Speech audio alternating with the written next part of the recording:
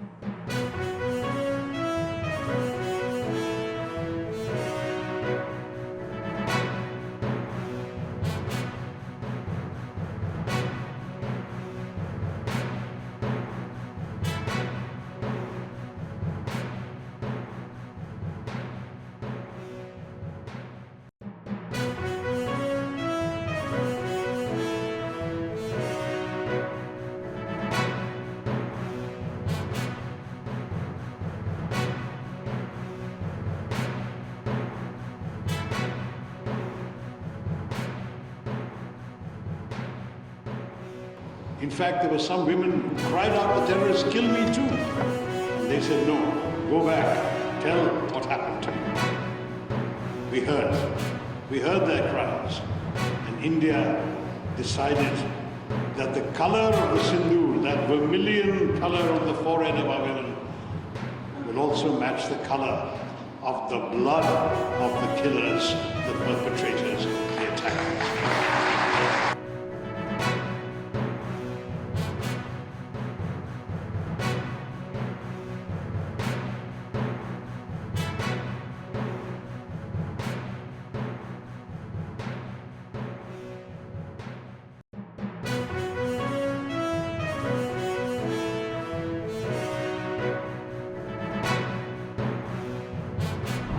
They are confusing the issue.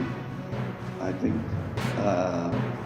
what I said was said out of love, and with a lot of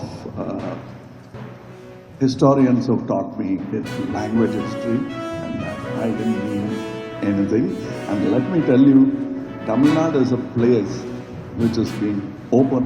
I don't say that there's no other state like that, but very rare state where a Menon has been our chief minister.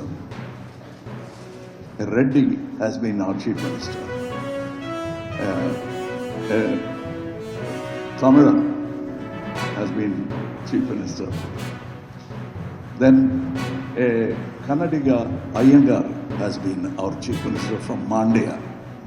When there was a problem in Chennai, which came from that chief minister who hailed from Karnataka. It was Karnataka who gave me support. The Kannadiga said, come here, we'll give you a house. Don't go anywhere. So the people will take care of Thug Life, Kamal Hassan and all these controversies. Politicians are not qualified to talk about language. They don't have the education enough to talk about it. That includes me. So let's leave all these very in-depth discussions to historians, archaeologists and language experts. Both those who criticize me for this statement of love I spoke to Mr. Shivanna. His father is like my father, elder brother, whatever you call it. We are a family, and so are the languages. If you look at it from the northern point of view, yes, what they say according to them is right. If you look at it from Tenkumari, then what I say is right. There's a third angle to it. That's what I said, the scholars and language experts. They will say they both are right, but they must decide where they want to belong, with their family or the languages that came from the north. That's up to you. It's a democratic country. This is not an answer, this is an explanation. Love will never apologize. Thank you. Karnataka ರಾಜ್ಯದ ಹವಾಮಾನ ಮುನ್ಸೂಚನೆ. ನಾನು CS Patil, ವಿಜ್ಞಾನಿ, ಹವಾಮಾನ ಇಲಾಖೆ ಬೆಂಗಳೂರು. ನಾನು ಮುಂದಿನ 5 ದಿನಗಳವರೆಗೆ ಕರ್ನಾಟಕ ರಾಜ್ಯದ ಹವಾಮಾನ ಮುನ್ಸೂಚನೆಯನ್ನು ಸಂಕ್ಷಿಪ್ತವಾಗಿ ವಿವರಿಸುತ್ತೇನೆ ಎಂದು ಕರ್ನಾಟಕ ರಾಜ್ಯದಲ್ಲಿ ಎಲ್ಲ ಜಿಲ್ಲೆಗಳಲ್ಲಿ ವ್ಯಾಪಕವಾಗಿ ಮಳೆಯಾಗಿದ್ದು, ಪ್ರಮುಖವಾಗಿ ಆಗುಂಬೆ ಶಿವಮೊಗ್ಗ ಜಿಲ್ಲೆಯಲ್ಲಿ 15 ಸೆಂಟಿಮೀಟರ್ ಮಳೆಯಾಗಿದೆ. ಸಿದ್ದಾಪುರದಿಂದ 15 ಸೆಂಟಿಮೀಟರ್, ಹುಮ್ನಾಬಾದ್, ಬೀದರ್ ಜಿಲ್ಲೆಯಲ್ಲಿ 5 ಸೆಂಟಿಮೀಟರ್ ಮಳೆಯಾಗಿದೆ. ಈಗಿರುವ ಹವಾಮಾನದ ಸಿನಾಪ್ಟಿಕ್ ಸ್ಥಿತಿ ಏನೆಂದರೆ, ಬಂಗಾಳ ಉಪಸಾಗರದ ವಾಯುವ್ಯ ಭಾಗದಲ್ಲಿ ಒಡಿಶಾ ಕರಾವಳಿ ಹತ್ರ ವಾಯುಭಾರ ಕುಸಿತವಾಗಿದೆ. ಅದರ ಜೊತೆಗೆ ಸರ್ಕ್ಯುಲೇಷನ್ ಕೂಡ 7.6 ಕಿಲೋಮೀಟರ್ ಹತ್ತಿರವಾಗಿದೆ. ಶಿಯರ್ ಝೋನು 17 ಡಿಗ್ರಿ ಉತ್ತರ ಅಕ್ಷಾಂಶದಲ್ಲಿದ್ದು, ಅದು 3.1 ಮತ್ತು 4.5 ಕಿಲೋಮೀಟರ್ ಹತ್ತಿರವಾಗಿದೆ. ಇದರ ಪ್ರಭಾವದಿಂದ ಕರ್ನಾಟಕ ರಾಜ್ಯಾದ್ಯಂತ ಎಲ್ಲ ಜಿಲ್ಲೆಗಳಲ್ಲಿ ಮೇ 28ರಿಂದ ಮೇ 30ರವರೆಗೆ ವ್ಯಾಪಕವಾಗಿ ಮಳೆಯಾಗುವ ಹೆಚ್ಚಿನ ಸಾಧ್ಯತೆ ಇದ್ದು, ಮೇ 31ರಿಂದ ಮಳೆಯ ವಿಂಗಡಣೆ ಹಾಗೂ ತೀವ್ರತೆ ಕರ್ನಾಟಕ ರಾಜ್ಯಾದ್ಯಂತ ಕಡಿಮೆಯಾಗುವ ಹೆಚ್ಚಿನ ಸಾಧ್ಯತೆ ಇದೆ. ಉತ್ತರ ಕನ್ನಡ, ಉಡುಪಿ, ದಕ್ಷಿಣ ಕನ್ನಡ, ಶಿವಮೊಗ್ಗ, ಚಿಕ್ಕಮಗಳೂರು ಹಾಗೂ ಕೊಡಗು ಜಿಲ್ಲೆಗಳ ಕೆಲವು ಕಡೆ ಭಾರೀ ಹಾಗೂ ಅತಿ ಭಾರೀ, ಕೆಲವೊಮ್ಮೆ ಅತ್ಯಂತ ಭಾರೀ ಮಳೆಯನ್ನು ನಿರೀಕ್ಷಿಸಲಾಗಿದ್ದು, ಮೇ 28ರಿಂದ ಮೇ 30ರವರೆಗೆ ಈ ಜಿಲ್ಲೆಗಳಿಗೆ ರೆಡ್ ಅಲರ್ಟ್ ಅನ್ನು ಘೋಷಿಸಲಾಗಿದೆ. ಬೆಳಗಾವಿ, ಧಾರವಾಡ ಹಾಗೂ ಹಾಸನ ಜಿಲ್ಲೆಗಳಿಗೆ ಮೇ 28ರಿಂದ ಮೇ 30ರವರೆಗೆ ಆರೆಂಜ್ ಅಲರ್ಟ್ ಅನ್ನು ಕೊಡಲಾಗಿದೆ. ಬೀದರ್, ಕಲಬುರಗಿ, ಯಾದಗಿರಿ, ದಾವಣಗೆರೆ, ಮೈಸೂರು, ಚಾಮರಾಜನಗರ ಜಿಲ್ಲೆಗಳ ಕೆಲವೆಡೆ ಭಾರೀ ಮಳೆಯಾಗುವ ಸಾಧ್ಯತೆ ಇರುವುದರಿಂದ ಮೇ 28ರಿಂದ ಮೇ 30ರವರೆಗೆ ಈ ಜಿಲ್ಲೆಗಳಿಗೆ ಯೆಲ್ಲೋ ಅಲರ್ಟ್ ಅನ್ನು ಘೋಷಿಸಲಾಗಿದೆ. ಬೆಂಗಳೂರಿನಲ್ಲಿ ಮೇ 28ರಿಂದ ಮೇ 30ರವರೆಗೆ ಹಗುರದಿಂದ ಸಾಧಾರಣವಾಗಿ ಮಳೆಯಾಗುವ ಹೆಚ್ಚಿನ ಸಾಧ್ಯತೆ ಇದ್ದು, ಮೇ 31 ಹಾಗೂ ಜೂನ್ 1ರಂದು ಮಳೆಯ ಪ್ರಮಾಣ ಬೆಂಗಳೂರಿನಲ್ಲಿ ಹೆಚ್ಚಿನ ಸಾಧ್ಯತೆ ಇದೆ.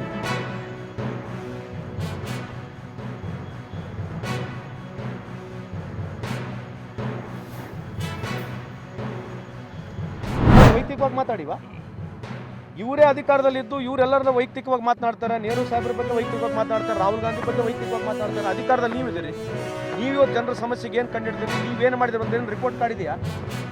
ಏನನ್ನ ರಿಪೋರ್ಟ್ ಕಾರ್ಡ್ ಇದೆಯಾ? ಏನಾರು ಮಾಡಿದಾರೆ ಅಂತ ಜೋಶಿ ಸಾಹೇಬ್ರು ಹೇಳ್ತಾರೆ ರಿಪೋರ್ಟ್ ಕಾರ್ಡು, ಹೇಳಕ್ಕೆ ಹೇಳ್ರಿ. ಸರ್, ಮೊನ್ನೆ 2 ವರ್ಷ ಸಮಾವೇಶ ಮಾಡಿದ್ವಿ, ಹಗರಣಗಳು ಮಾಡಿದ್ದೇ ಅವ್ರು ಸಾಧನೆ ಅಲ್ರಿ, ಹಗರಣಗಳು ಬಗ್ಗೆ ಅವರು ಟೀಕೆ ಮಾಡಲಿ, ಇವ್ರ ಹಗರಣಗಳ ಬಗ್ಗೆ ನಾನು ಮಾತಾಡ್ತಾರ. ಒಂದೇ ಒಂದು ಫೋನ್ ನಂಬರ್ನಲ್ಲಿ ಹೋಗಿ ಮೋದಿ ಸಾಹೇಬ್ರಿಗೆ ಕೇಳ್ರಿ, MP ಸ್ಟೇಟ್ನಲ್ಲಿ ಒಂದೇ ಒಂದು, ಇದು ಪ್ರಧಾನಮಂತ್ರಿ ಏನು ನಮ್ಮ ಪ್ರಧಾನಮಂತ್ರಿ ವಿಮಾ ಯೋಜನೆ ಹೆಲ್ತ್ BM ಕೇಸ್ ಅಲ್ಲ, ಫಸಲಲ್ಲ, ಹೆಲ್ತ್ ವಿಮಾ ಆಭಾ ಕಾರ್ಡ್ದಿದೆಯಲ್ಲ, ಒಂದೇ ಒಂದು ಮೊಬೈಲ್ ನಂಬರಿಗೆ 35,000 ಕೋಟಿ ಹೊಡ್ಕೊಂಡಿದ್ದಾರೆ. ಒಂದೇ ಒಂದು ಮೊಬೈಲ್ ನಂಬರಿಗೆ 7 ಲಕ್ಷ ಜನ ಬೆನಿಫಿಷರಿ ಒಂದೇ ನಂಬರಿಗೆ ಆಗಿದೆ. ಇದ್ರ ಬಗ್ಗೆ ಚರ್ಚೆ ಮಾಡ್ತಾರ. ವ್ಯಾಪಮ್ ಕೇಸ್ ಅಂತ ಆಯಿತು, ಗೊತ್ತಾಯ್ತು ನಿಮ್ಮ ವ್ಯಾಪಮ್ ಕೇಸು ಗೊತ್ತಿದೇನ್ರಿ? ವ್ಯಾಪಮ್ ಕೇಸು 44 ಜನ ಮರ್ಡರ್ ಆಗಿದ್ದಾರೆ. ಎಷ್ಟು A1 ಇಂದ ಹಿಡಿದು A2 ಹಿಡಿದು 48 ಜನ ಅದಕ್ಕೆ ಕೇಸ್ ಆಗಿತ್ತು. 44 ಜನ ಮರ್ಡರ್ ಆಗಿದ್ದಾರೆ ರೀ. 44 ಪೀಪಲ್ ಮರ್ಡರ್ ಆಗಿ ಪ್ರಪಂಚದಲ್ಲಿ ಇಂಥ ಒಂದು ದೊಡ್ಡ ಮರ್ಡರ್ ಎಲ್ಲೇ ಆಗಿಲ್ಲ. ಯಾರ್ಯಾರು ವಿಟ್ನೆಸ್ಗಳಿದ್ದಾರೆ, 44 ಜನ ಮರ್ಡರ್ ಆಗಿದ್ದಾರೆ ದೇಶದಲ್ಲಿ. ಇದ್ರ ಬಗ್ಗೆ ಚರ್ಚೆ ಎಲ್ಲ ಐತಾ? ಯಾವ್ದನ್ನ ಒಳ್ಳೆ ಹಾಲಿವುಡ್ ಮೂವಿ ಮಾಡ್ಬೋದು. 44 ಜನ ಯಾರು ವ್ಯಾಪಮ್ ಕೇಸ್ನಲ್ಲಿ ಯಾರು ಅಪ್ರೂವರ್ ಆಗಿದ್ರು, ಯಾರು ಅದ್ರ ಬಗ್ಗೆ ಮಾಹಿತಿ ಇರೋರಿಗೆ 44 ಜನ ಮರ್ಡರ್ ಆಗಿದ್ದಾರೆ ದೇಶದಲ್ಲಿ. ಇದ್ರ ಬಗ್ಗೆ ಚರ್ಚೆ ಮಾಡ್ತಾರ? ಇಂಥವೆಲ್ಲ ಬರೋದೇ ಅಲ್ಲ, ನಮ್ಮೆಲ್ಲ ಬರೋದು, ಅವ್ರು ಬರೋದು ಹಗರಣಗಳು ಮಾಡ್ಯಾರೆ, ಇವ್ರು ಹಗರಣಗಳು ಯಾಕೆ ರಿಪೋರ್ಟ್ಗಳು ಓದ್ತಾರ, CAG ರಿಪೋರ್ಟ್ಗಳು ಓದ್ತಾರಂತ. ಇವತ್ತು BSNL ಕಳೆದ 11 ವರ್ಷದಿಂದ 1700 ಕೋಟಿ ಯಾರಿಗೆ ಜಿಯೋಗೆ ಬಿಲ್ ರೇಸ್ ಮಾಡಬೇಕು. ಬಿಲ್ ರೇಸ್ ಮಾಡಿಲ್ಲ BSNL ಅವರು. ಇದ್ರ ಬಗ್ಗೆ ಚರ್ಚೆ ಮಾಡ್ತಾರೆ ಜೋಶಿ ಸಾಹೇಬರು. ಇವತ್ತು ಕೋಲ್ ಬ್ಲಾಕ್ಗಳು, ಈ ದೇಶದಲ್ಲಿ ಕೋಲ್ ಬ್ಲಾಕ್ಗಳು ಜಾರಿ ಸ್ಥಿತಿ ಬಗ್ಗೆ ಚರ್ಚೆ ಮಾಡ್ತಾರೆ. ಇವತ್ತು ಈ ದೇಶದ PSU ಕಂಪ್ನಿಗಳು, ಪಬ್ಲಿಕ್ ಸೆಕ್ಟರ್ ಅಂಡರ್ಟೇಕಿಂಗ್ ಕಂಪ್ನಿಗಳು, ಮೋದಿ ಸಾಹೇಬರು ತನ್ನ 23 ಕಂಪ್ನಿಗಳು ಮಾರಾಟಕ್ಕೆ ಹೋಗಿದ್ದಾವೆ. ಇವ್ರು ಒಂದೇ ಯಾವ್ದನ್ನ PSU ಹೊಸ ಕಂಪ್ನಿ ಮಾಡಿದಾರ? ಈ ಪ್ರಶ್ನೆಗಳು ಕೇಳೋದು ಸರಿ ಇದೆ ತಪ್ಪಿದೆ? ಇದ್ರ ಬಗ್ಗೆ ಚರ್ಚೆ ಮಾಡ್ರಿ. ಅವ್ನು ಹುಚ್ಚಾಗೇನೆ, ಅವ್ರು ಮೋದಿ ಸಾಹೇಬ್ರಿಗೆಲ್ಲ ಬೈದಿದ್ದೀವಿ, ಮೋದಿ ಸಾಹೇಬ್ರಿಗೆಲ್ಲ ಬೈದಿರ್ತಕ್ಕಂಥ ಉದಾಹರಣೆ ಒಂದ್ಸರಿ ತೋರಿಸ್ತೀವಿ. ಅವ್ರಿಗೇನಂದ್ರೆ ಪ್ರಶ್ನೆ ಕೇಳಬಾರ್ದು. ಯಾಕೆ ಮೋದಿ ಜೋಶಿ ಸಾಹೇಬ್ರೆ 29 ಇರ್ತಕ್ಕಂಥ ಬಂಗಾರ 90,000 ಆಗಿದೆ, ಉತ್ತರ ಇಲ್ಲ. ಏನು ಕೇಳ್ಬಾರ್ದು? ಆಯಿತು, ನಿಮ್ಮ ಬಂದಾಗಲಿಂದ IIT ಎಷ್ಟಾಗಿದ್ದಾವೆ, IIMಗಳು ಎಷ್ಟಾಗಿದ್ದಾವೆ, ಎಷ್ಟು ಜನಕ್ಕೆ ಕೆಲಸ ಕೊಟ್ಟಿರಿ, ಇಂಥ ವಿಚಾರಗಳು ಏನು ಮಾತಾಡಬಾರ್ದು. ಅವರಿಗೆ ಏನೇ ಒಂದು ವಿಚಾರ ಮಾತಾಡಿದ್ರೆ ಅವರಿಗೆ ನಮ್ಮ ಮೇಲೆ ಪರ್ಸನಲ್ ಮಾತನಾಡೋದ್ರೆ ಏನು ಉಳಿದಿಲ್ಲ. ದೇಶ ಧೂಳಿಪಟ ಇಟ್ಕೊಳ್ಳಿ, ಧೂಳಿಪಟ. ಈ ದೇಶದಾಗ ಏನು ಉಳಿದಿಲ್ಲ. ಇವತ್ತೇ $4 ಟ್ರಿಲಿಯನ್ ಮುಟ್ಟಿದೆ ಅಂತ ಹೇಳ್ತಾರಲ್ಲ. ಇವತ್ತು ಪರ್ ಕ್ಯಾಪಿಟಲ್ ಇನ್ಕಮ್ ಈ ದೇಶದಲ್ಲಿ ಇರ್ತಕ್ಕಂಥದ್ದು 146 ಸ್ಥಾನದಲ್ಲಿದ್ದೀವಿ. ಇವತ್ತು $4 ಟ್ರಿಲಿಯನ್ ಇದ್ದು ನಾವು 4ನೇ ಸ್ಥಾನದಲ್ಲಿದ್ದರೂ ಕೂಡ GDP-ನಲ್ಲಿ, ವರ್ಲ್ಡ್ GDP-ನಲ್ಲಿ ಮೊದಲನೇ ಇರತಕ್ಕಂಥದ್ದು ಅಮೆರಿಕ ಇದೆ. ಇಟ್ಸ್ ರೌಂಡ್ ಅಬೌಟ್ $30 ಟ್ರಿಲಿಯನ್ ಇದೆ. ಚೈನಾ ರೌಂಡ್ ಅಬೌಟ್ $20 ಟ್ರಿಲಿಯನ್ ಇದೆ. ಚೈನಾಗೆ ನಮಗೆ ಕಂಪೇರ್ ಮಾಡ್ಕೊಂಡು ನೋಡ್ರಿ, ನಾವು $4 ಟ್ರಿಲಿಯನ್ ಇದ್ದೀವಿ. ಇವಾಗ ಇವ್ರಿಗೆ ಭಾಳ ಹೆಗ್ಗಳಿಕೆಯಿಂದ $4 ಟ್ರಿಲಿಯನ್ ಅಂತೆಲ್ಲ ಟ್ವೀಟ್ ಮಾಡ್ಕೊಳ್ತಿದ್ದಾರಲ್ಲ. If you are $4 trillion, why China is $20 trillion? ಇದ್ರ ಬಗ್ಗೆ ಚರ್ಚೆ ಮಾಡ ಮಾತಾಡೋದು ಚರ್ಚೆ. ನಾವು ಜಪಾನ್, ಚೈನಾ ನಾವು ಸೇಮ್ ಅಲ್ವಾ ಇರೋದು ಪಾಪ್ಯುಲೇಷನ್? ಚೈನಾ ನಾವು ಸೇಮ್ ಪಾಪ್ಯುಲೇಷನ್ ಇದೆ. ಅವ್ರು ಯಾಕೆ $20 ಟ್ರಿಲಿಯನ್ ಇದ್ದಾರೆ? ಇವತ್ತು 90% ಮಳೆ ಬರ್ತಲ್ಲ, ಛತ್ರಿಗಳು 95% ಇಂಪೋರ್ಟ್ ಆಗಿದೆ ಚೈನಾದಿಂದ. $50 ಬಿಲಿಯನ್ ಇರ್ತಕ್ಕಂಥದ್ದು ಏನು ಇಂಪೋರ್ಟ್ ಇತ್ತು, ಡೆಫಿಸಿಟ್ $120 ಬಿಲಿಯನ್ ಡೆಫಿಸಿಟ್ ಇದೆ. ಮೇಕ್ ಇನ್ ಇಂಡಿಯಾ ಭಾರಿ ಮಾತಾಡ್ಬಿಟ್ಟು ಒಂದು ಏರ್ಪಿನ್ ಕೂಡ ಮಾಡೋಕ್ಕಾಗಿಲ್ಲ ಇವ್ರ ಕೈಯಲ್ಲಿ. ಏರ್ಪಿನ್ನು, ಬಾಚಣಿಗೆ, ಲೈಟು, ಸಣ್ಣ ಎಲೆಕ್ಟ್ರಿಕಲ್ ಐಟಮು, ಈ ದೀಪಕ ಪಡ್ಕೊನೆ ಬಾಂಬು, ಯಾವು ಪಟಾಕಿ ಬಾಂಬ್ಗಳು, ಮತ್ತು ಬೇರೆ ಅಂತ ಬೇಡ್ರಿ. ಆ ಬಾಂಬ್ಗಳು ಅಲ್ಲಿಂದ ಬರ್ತವೆ. ಎಲ್ಲಿಂದ ಬರೋದು?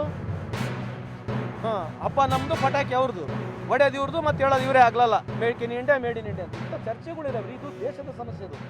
ಇದು ಯಾವುದು ನಾವೇನು ವೈಯಕ್ತಿಕವಾಗಿ ಮಾತಾಡ್ತಕ್ಕಂಥ ಸಮಸ್ಯೆ ಇರ್ತಕ್ಕಂಥ ದೇಶದ ಸಮಸ್ಯೆ ಇದೆ. ಪ್ರತಿಯೊಬ್ಬರಿಗೆ ಹಕ್ಕಿದೆ. ಅವ್ರು ಪ್ರಶ್ನೆ ಕೇಳಬಾರ್ದು, ಪ್ರಶ್ನೆ ಕೇಳಿದ್ರೆ ಮುಗಿಯ ಬೀಳೋದು, ಈ ಥರ ಮಾತಾಡಿದ್ರೆ ಅವ್ರಿಗೆ ಒಳ್ಳೇದು ಮಾಡಿ ಅಂತ ಹೇಳ್ತಿದ್ದೆ. ನಮಸ್ಕಾರ. ಆದ್ಮೇಲೆ ಎಲ್ಲ ಸುದ್ದಿಗಳನ್ನು ನೋಡಿದ್ರಲ್ಲ, ಏನು ಅನಿಸ್ತು ನಿಮಗೆ? ಇದರಲ್ಲೇ ನಿಮ್ಗೆ ಲೈಕ್ ಆಗಿರ್ಬೋದು, ಡಿಸ್ಲೈಕು ಆಗಿರ್ಬೋದು, ಕಾಮೆಂಟ್ ಬೇಡಪ್ಪ ಅಂತೂ ಅನಿಸಿರ್ಬೋದು, ಕಾಮೆಂಟ್ ಮಾಡಬೇಕಪ್ಪ ಅನಿಸ್ಬೋದು, ಶೇರ್ ಮಾಡಬಾರ್ದಪ್ಪ ಅನಿಸಿರ್ಬೋದು, ಅದು ಮಾಡಬೇಕು ಅನಿಸಿರ್ಬೋದು. ಏನಾದರೂ ಆಗಲಿ ಶೇರ್ ಮಾಡ್ತಾಯಿರಿ, ಈ ನ್ಯೂಸ್ಗಳನ್ನ ಹಂಚ್ತಾ ಇರಿ, ಜೊತೆಗೆ ಇದಕ್ಕೆ ಸಬ್ಸ್ಕ್ರೈಬ್ ಆಗ್ತಾಯಿರಿ ಅಂತ ಹೇಳ್ತಾ H16 ನ್ಯೂಸ್ ಅರ್ಥಾತ್ ಹೇ ಸೀತಾರಾಮ್, ಇದು ಸತ್ಯದ ಕೈಗೆ ನಡಿ. ವಂದನೆಗಳು.